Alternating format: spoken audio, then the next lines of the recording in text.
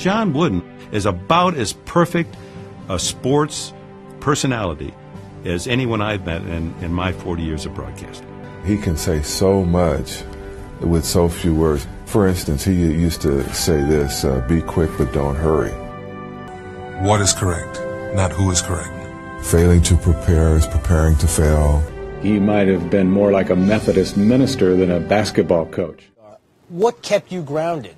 My dad more than anything else. The things he tried to teach. You're never better than anybody else. You're as good as anybody, but you're never better than anybody. A three-time All-American, he led Purdue to the 1932 national title.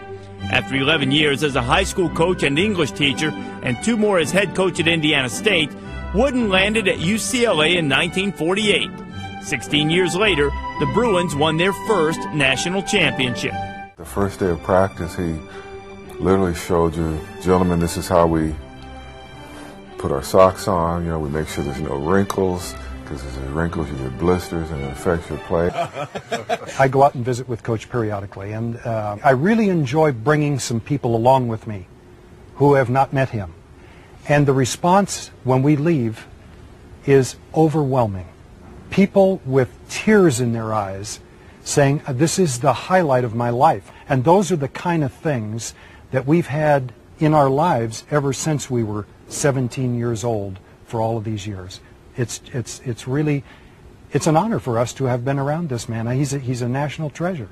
For him, it was not necessarily wins and losses, but how he affected young men's lives. I think he's going to be remembered as the curator of the traditional values, the man who took all those one-room schoolhouse values out of Indiana, took them to a place, UCLA, this campus that was in ferment during the 60s, and somehow not just safeguarded them through that time, but was able to win championships.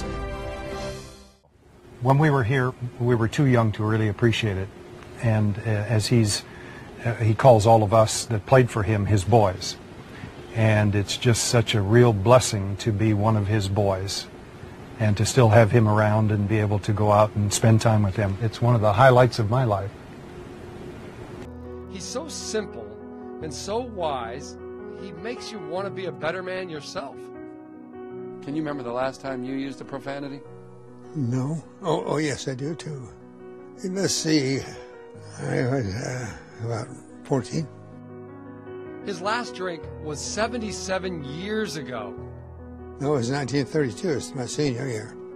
His last love was his first love, his beloved wife Nellie, who died 24 years ago. And your love really has lasted. You're still in love with her. I'm very much in love with her. Nellie passed away on the 21st of March, 1985.